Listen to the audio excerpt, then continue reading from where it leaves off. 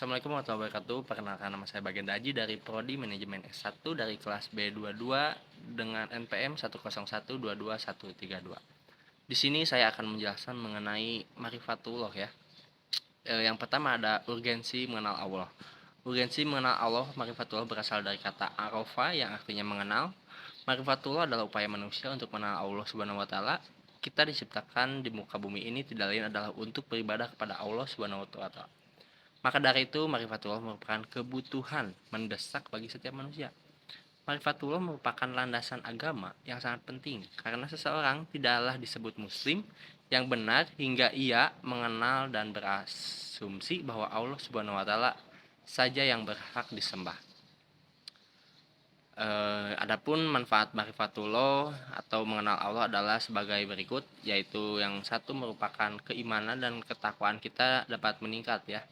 Iman merupakan suatu keyakinan, bukan hanya percaya tetapi juga diyakini sepenuhnya bahwa Allah itu benar-benar ada.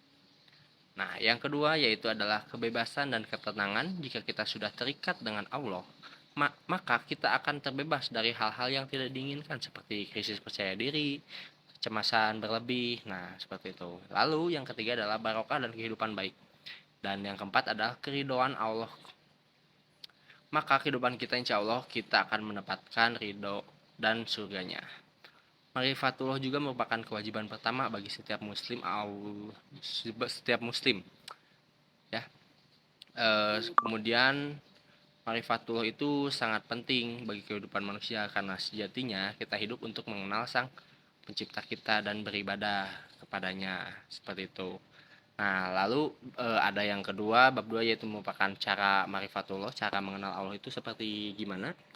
Nah, dalam mengenal Allah ada beberapa cara atau jalan yaitu sebagai berikut. Yang pertama ada metode Islami. Dalam metode ini Allah menganjurkan kita sebagai hambanya untuk mengikuti Nabi Muhammad SAW. Beberapa jalan mengenal Allah dalam metode Islami adalah sebagai berikut. Yang ke satu adalah ayat kauliyah, merupakan ayat-ayat yang difirmankan oleh Allah Subhanahu wa taala. Ayat-ayat ini menyentuh berbagai aspek termasuk cara mengenal Allah. Nah, seperti itu. Yang kedua ada ayat kauniyah. Nah, yang ini tuh merupakan ayat atau tanda yang berwujud dan berada di sekeliling kita yang diciptakan oleh Allah. Yang ketiga adalah nakli dan akal, merupakan gabungan antara kemampuan akal dan dari penciptanya yang akan menghasilkan pengenalan yang tepat terhadap Allah Subhanahu wa taala. Nah, yang keempat ada tasdik, yaitu membenarkan, merupakan hasil berpikir dan meneliti secara terus-menerus pedoman-pedoman yang sewajarnya yang nantinya akan mencetuskan rasa kebenaran dan kehebatan Allah Subhanahu wa ta'ala. Nah, yang kedua itu ada metode jahiliyah. Nah, ini merupakan pemikiran berkenaan teologi dan ketuhanan. Banyak juga dibawa oleh pemberi pemikir dari penjuru dunia. Metode jahiliyah dalam mengenal Allah yaitu sebagai berikut. Metode dengan hawa nafsu, dua unsur utama dalam metode mengenal Allah yang kalau berlandaskan disiplin yang benar adalah sangka dan sangkaan dan hawa nafsu. Kemudian ada ragu-ragu, apabila kita ragu akan sesuatu maka hal yang didapat juga tidak akan meyakininya ya. Kemudian berakibat kufur, semua metode yang tidak yang dianjurkan oleh Islam yaitu akli nakli maka akan membawa ke jalan Allah ke kekufuran terhadap Allah. Nah, kemudian ada bab yang selanjutnya yaitu yang ketiga, penghalang marifatullah. Nah, ketika seorang hamba telah bertekad untuk lebih mengenal Allah, pastinya akan menemui berbagai cobaan maupun juga godaan. Penghalang marifatullah itu sebagai berikut, seperti yang pertama ada maradu syahwat. Penghalang marifatullah yang berkaitan dengan penyakit hati berupa nafsu dan kesenangan serta perilaku yang tidak terpuji. Di antaranya ada apa saja? Yaitu ada al-fuku, kefasikan. Fasik adalah orang yang senantiasa melanggar perintah dan larangan Allah, bergelimang dengan kemanusiaan dan senantiasa merusak bumi. Yang kedua ada al-kibru, kesombongan, merupakan suatu sikap di mana hati seorang ingkar dan selalu membantah terhadap ayat-ayat Allah Subhanahu wa taala. Yang ketiga adalah katsratul masy'ali, perbuatan-perbuatan yang akan menumbuhkan dosa dan menutup hati nurani. Nah, yang selanjutnya yaitu ada juga maradu asyubhah, yaitu kejahilan kebodohan, yang yakni tidak mau memikirkan ayat-ayat Allah. Ayat-ayat kauliyah pun maupun kauniyah gitu ya. Yang kedua ada al-irtiab, keraguan-raguan. Hal ini disebabkan karena sedikitnya ilmu dan ma'rifah. Nah, yang ketiga adalah al-inbiraf, penyimpangan, tidak mau berpegang teguh kepada petunjuk Allah Subhanahu wa taala, tidak mau berkomitmen melaksanakan tuntutannya.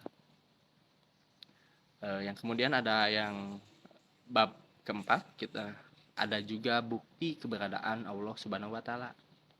Nah, pengertian marifat atau ini juga bisa disebut dengan marifatul mabda ya. Pengertian marifatul mabda ini merupakan ruang pembahasan ilmu tauhid. Pertama yaitu marifatul mabda, suatu ilmu yang membahas tentang keberadaan zat Allah Subhanahu wa taala dan hal-hal yang berhubungan dengan Allah serta qada dan qadarnya yang terangkum dalam pembahasan rukun iman, yakni iman kepada Allah dan iman kepada qada dan qadar.